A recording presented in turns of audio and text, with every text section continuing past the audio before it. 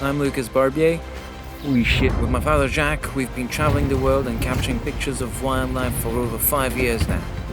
Throughout the years, we've battled harsh weather conditions, been brought face to face with dangerous wildlife, and taken pictures of them from up close while exploring new bounds and adventuring into our natural world.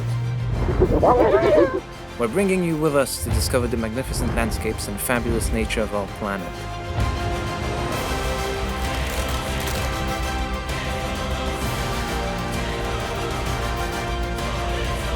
Now we're in the open marshes of Sony, a 410-hectare nature reserve in France off the coast of Brittany, to make the final technical adjustments and further test our gear before a big upcoming trip. So today we are at the marshes of Sony in Brittany in France. It's right here if you look on the map. And basically today we're out to test our gear before our upcoming trip to Kenya. We're also going to talk about the Nikon Z6 II, which since the Z6 III has come out, has maybe lost of its interest for wildlife photography. The Z6 II is my main camera, the one currently recording, and it's the one I mainly use to take wildlife pictures, so let's talk about that.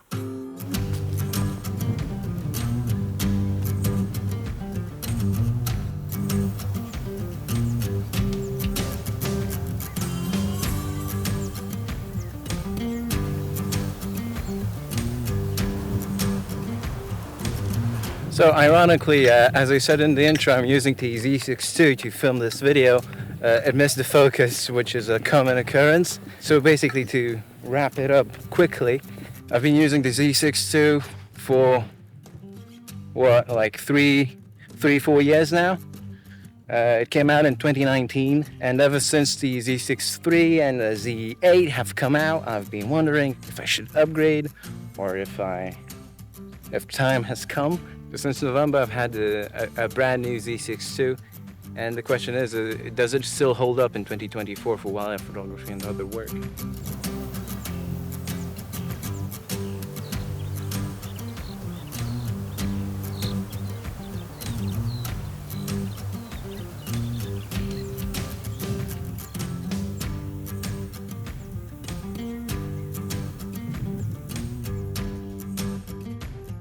We're approaching bird nesting ground, so I have to quiet down.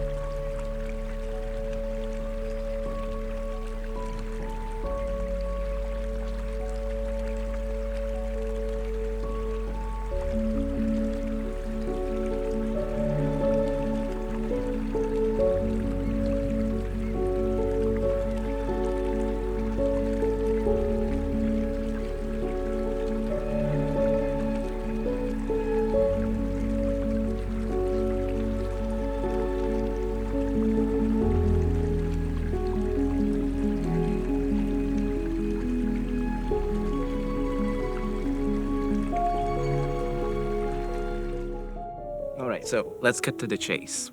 The Z6 II takes absolutely great pictures. Don't get me wrong. I started off with a Nikon D200, which had like 10 megapixels. So like 24.5 megapixels really makes a huge difference, especially on a mirrorless body. So basically you can still do whatever you want with a Z6 II. The only question is, like, compared to other cameras that are out today, like Canon, Sony, the Z8, the Z6 III, the Zf, is it worth it actually? Honestly, my biggest gripe with my camera, with the Z6 II, like you saw in the intro, is the autofocus.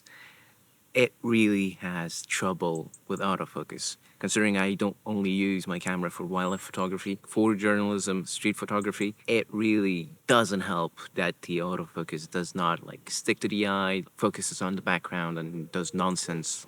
That makes me consider, like, should I change camera? Could it be any better? Would it actually change my photography? You've got the Z6 II, which is like a 5-year-old camera, which came out in 2019, and the recently released Z6 III The Z6 III has much better autofocus. Bird detect autofocus, animal detect autofocus, eye detect autofocus. I cannot imagine this on the Z6 II. I cannot reliably use the autofocus, like animal detection autofocus. It's because it just gets lost and focuses on the background or does nonsense. The funniest thing with the Nikon Z6 III is that the image quality is less good than the Z6 II apparently. You've got bigger issues in low light, you've got less dynamic range, which makes the Z6 II take better pictures if you do get the focus right, and that's the biggest gripe I have.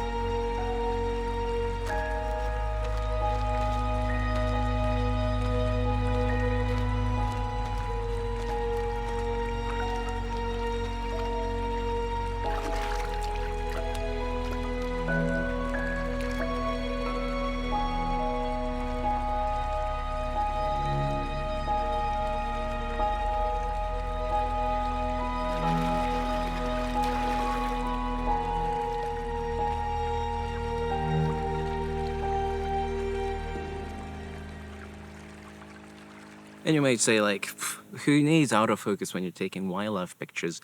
And quite honestly, when you play around with the AF capabilities of like Canon, Sony, or especially the Z6 III or the Z8 or the Z9, you're playing around with focus points in the Z6 II. You're just moving your point around while the other cameras just fix on like perfect tack sharp focus immediately. It's not perfect, but it gets a huge part of the job done. While on the Z6 II, it just misses focus like altogether. So you have to like use like single point autofocus dynamic AF area, and you just have to work with it. And the problem with using like moving your autofocus points and like worrying about AF or if you got the focus right, especially in wildlife photography, when you've got like a single moment, a fleeting moment, which you need to catch, like a bird going, a flying bird, or a fox jumping in the air, not worrying about your focus is so helpful. For example, I have the Z6 II, Jacques has a Z8. It unlocks so much creativity and imagination for your shots because you're no longer focusing on the focus. You're not worrying about the technicalities. You can fully focus on your composition, the colors, the framing, everything like that. And you just don't have to worry. And that's why it comes down to like autofocus.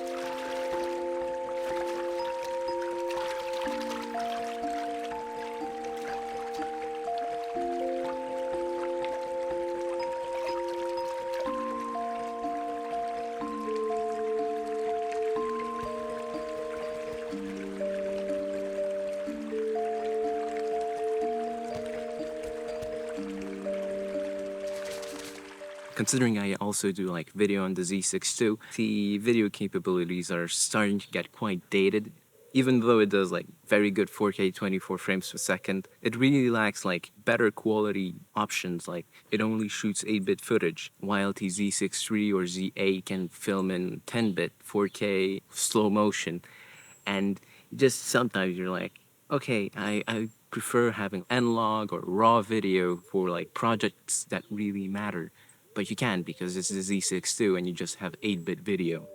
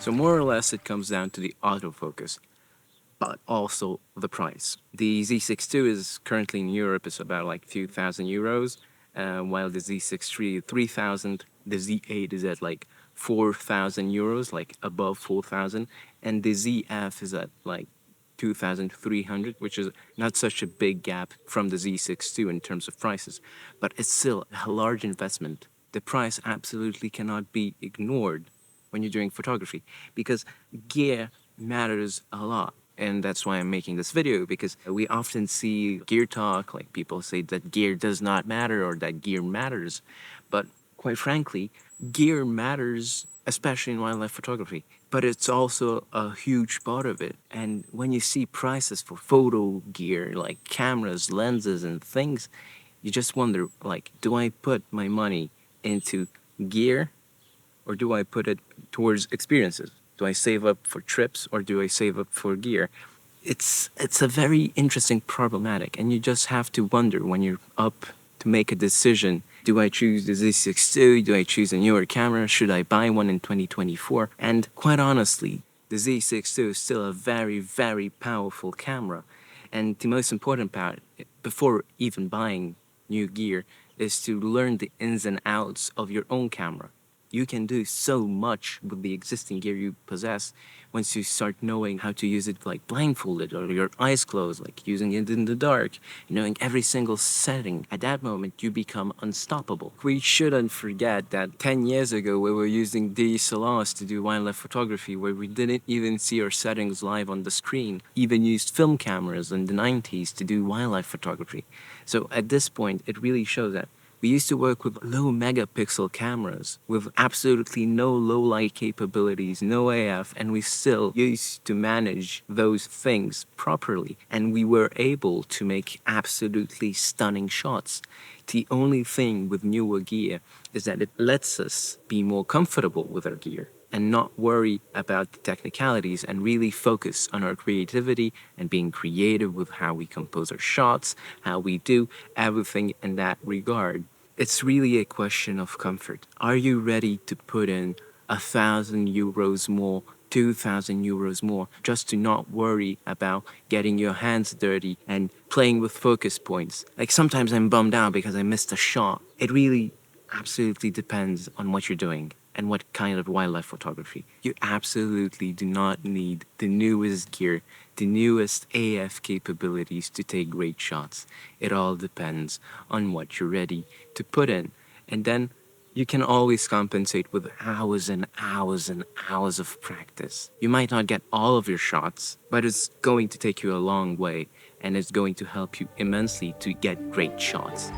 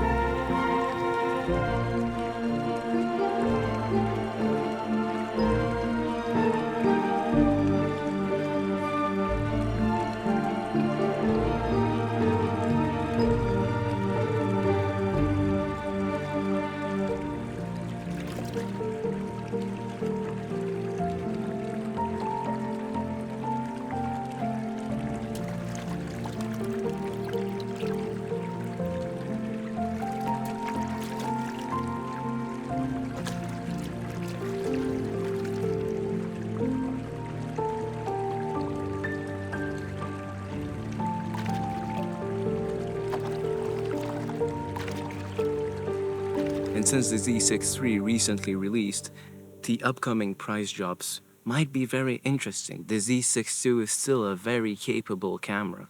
If you wait around, maybe you're going to get like big discounts on your camera and you can get a Z6 II which has 24.5 megapixels and you can take absolutely great shots. Invest in some lenses, get some good glass, fast aperture, and that's the most important part of it. Practice with your camera. Go out and use it. If you're ready to get your hands dirty, so go ahead. Buy the Z6 II. Maybe wait a little bit before discounts drop because that's always a bummer when you recently bought gear and like a month later it's 500 euros off. it's always a big bummer I had that. And if not, like, try to save up. If you really need that AF capability, maybe save up, wait a bit, maybe prices will drop in the Z6 III, or maybe a new camera will come out. But really, the Z6 II is very, very capable. And for the quick story, this is my second Z6 II. The first one I bought in like 2021. This one I bought in November of 2023, so like a few months ago, like half a year ago. Do I regret it? I don't really think so, because it's still a very, very good camera. Unless you use the AF. So with all of that said, see you out in the field, stay wild, be wild, take a lot of pictures, practice. See you on Instagram, see you on YouTube, and see you on Facebook. Bye.